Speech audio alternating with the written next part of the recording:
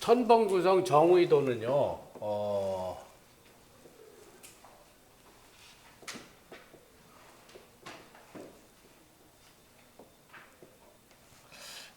자, 1번 감궁이 그 천봉성의 정의도예요. 정의궁이에요. 천봉. 요 봉자는 쑥봉자예요. 천봉. 그 다음에 2번은 천예.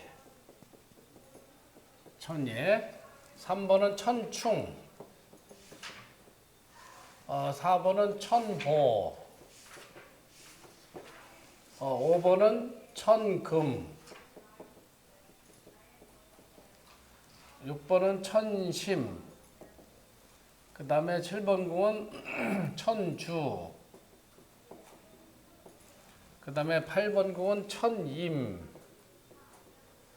9번 궁은 천영.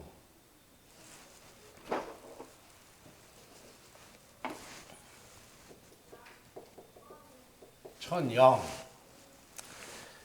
자, 이 천봉구성을 붙인 그 천봉구성을 의 명칭은 감목이 그 감목의 생장 과정을 이 구궁도에다가 대입을 시켜 가지고 명칭을 부법을 한 거예요. 자, 쉽게 얘기하면은 천봉성이라는 것은 여기는 자니까 임자개 해가지고 자의 일양이 뜨죠. 축의 이양이 뜨고 자의 일양이 뜨고 축의 이양이 뜨죠. 이양이 뜨고 인의 이제 삼양이 개태가 된단 말이에요. 그래서 자의 일양이 뜨다 보니까 이제 감목이 이제 생장의 의미가 있는 거죠. 이제는 소생의 그 시기를 만나게 되니까 생의 살아나가려고 하는 그런 그 의도가 있단 말이에요. 그래서 요 봉이라는 거는 만날 봉자하고 같은 의미로 해석이 되고 있어요. 천봉성이라는 것은 왜 봉이냐? 감목이 1월이면 이제 일양이 생하다 보니까 땅속에서 양분을 빨아들여 가지고 봄에 꽃을 피우고 잎을 번창시킬 생각을 하고 있는 거죠. 그래서 생의 살아날 생각을 하고 있는 거다. 생의가 있다 해가지고 천봉으로 우리가 명칭을 붙인 거다. 그 다음에 이제 여기 그 간궁으로 들어가서는 천임이라고 하는 거는 뭐냐? 기세가 봄에 강해지다 보니까 임의대로 자기 임의대로 행동을 하려고 하는 소지가 있어요. 그래서 그거는 임의 임자 써가지고 천임이다 이렇게 한 거예요. 그 다음에 천충이란 건 뭐예요? 이제 지로로 가면은 자 여기가 자, 축, 인, 묘, 진, 사, 오, 미, 신, 유, 술, 해 이렇게 돼 있죠. 그 진궁에 이제 묘월로 가서는 이제 감목이 굉장히 번창하고 잎과 줄기가 그냥 굉장히 무성해지죠. 그러니까 어떻게 돼요? 다른 팀들하고 다른 사람들하고 다투려고 하게 되는 거죠. 전쟁을 일으키려고 하는 거죠. 너무 그 저기가 비대해지고 덩치가 크고 하니까 다른 사람들을 깔보게 된단 말이에요. 그래서 다른 사람들하고 다투게 되려고 하는 생각이 있으니까 충이다. 부딪힌다는 의미가 여기 들어와 있는 거예요. 그 다음에 이제 손궁으로 가서는 이제 자기가 굉장히 많이 풍족하게 갖고 있으니까 내가 갖고 있는 거를 저 사람한테 나눠주고 내가 부족한 거를 받으려고 하는 그런 감목의 성질이 나온단 말이에요. 그래서 보라는 개념을 쓴 거예요.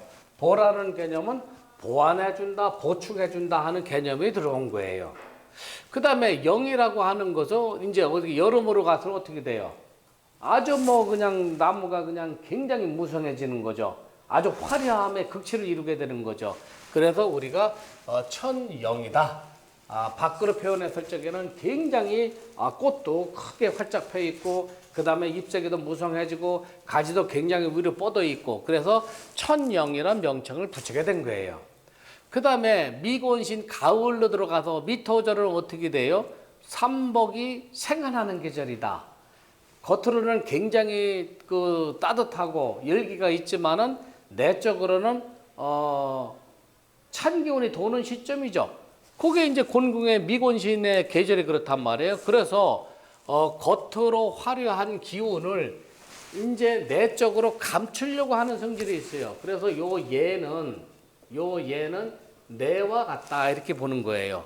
겉으로 화려했던 기운을 이제 가을에 잎사귀가 떨어지고 줄기가 떨어지고 꽃도 떨어지고 이제 뭐 열매도 떨어지게 되잖아요. 그래서 내적으로 갈무리 하려고 하는 그러한 시점이기 때문에 천예라는 표현을 쓰는 겁니다.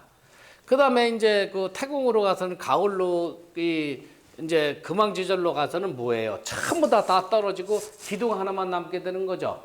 그래서 기둥 주자 써가지고 천주다 이렇게 표현을 한 거예요.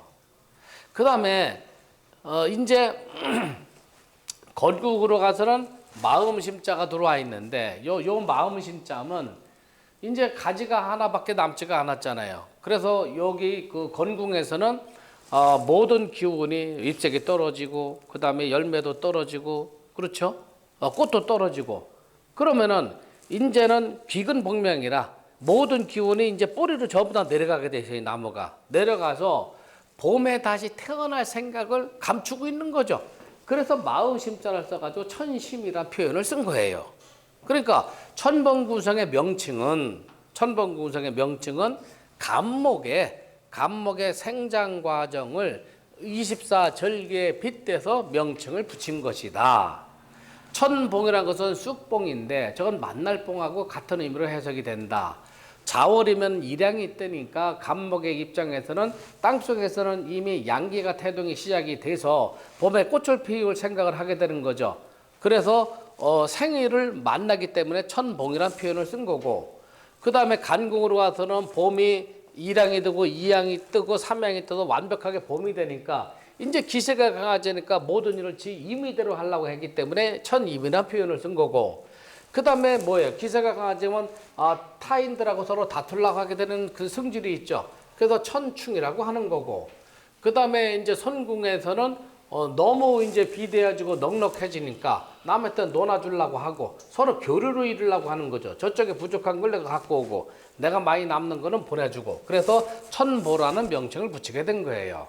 그 다음에 여름으로 가서는 이제 감목의 상태가 최절정기에 올라가죠. 아주 화려함의 극치를 이루게 되는 거죠. 그래서 천영이라는 표현을 쓴 거고 이제 미토절로 들어가서면 삼복이 생활하는 계절이니까 겉으로는 굉장히 여망하지만은 땅속에서는 음기가 이미 이제 돌기 시작하는 시점이죠. 그래서 기운을 내적으로 갈무리하고 가다듬으려고 하는 성질을 갖고 있다. 그래서 천예인데 천예라는 것은 안내에 같은 의미로 통하게 있다.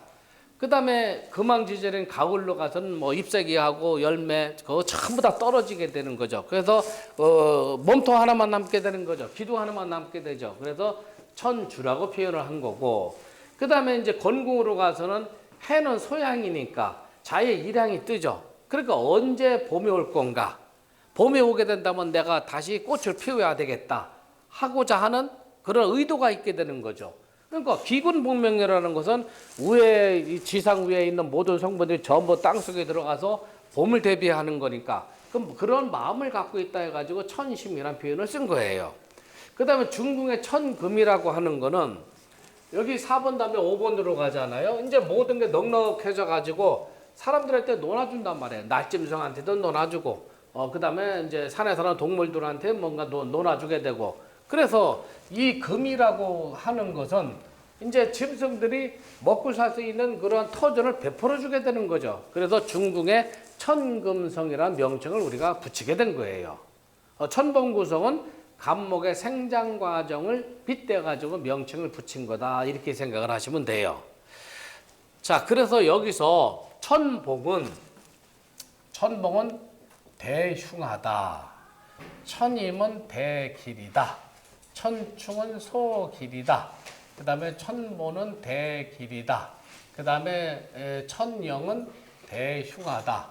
천예도 대흉하다. 그 다음에 천주도 대흉하다. 그 다음에 천심은 대길이다. 천주는 대흉이라고도 하고 뭐 소흉이라고도 해놓은 책들이 있어요. 그래서 기라는 것은 여기 천임하고 천보하고 천금도 대길이에요. 그 다음에 천심하고 네 개가 되는 거고, 그 다음에 흉한 것도 네 개가 된다. 천주는 뭐 대흉이라고 해놓은 책도 있고 소흉이다 하는 책도 있고, 천충이라는 것은 진치의 진치적인 기상이 있기 때문에 대길이라는 표현은 안 하고 그래도 소길하다, 조금 길하다 하는 표현을 쓰고 있는 겁니다. 그래서 우리가 다음 시간에는 천봉구성 붙이는 방법하고 부법하는 방법하고 천봉 구성에 대한 설명, 요 천충이라는 것은 도적지성이다. 요 천이라는 것은 병고지성이다. 천충에서는 진치지성이다. 그 다음에 이 보라는 것은 요거는 재백지성이다. 천금은 형통지성이다. 그 다음에 여기 천심이라고 하면 영성지성이다. 그 다음에 천주라는 것은 은익지성이다. 그 다음에 천임이라는 것은 여사지성이다. 그 천영이라는 것은 재앙지성이다 하는 거를 우리가 알게 되면은 천봉구성에 대한 이해를 우리가 빨리 할 수가 있다.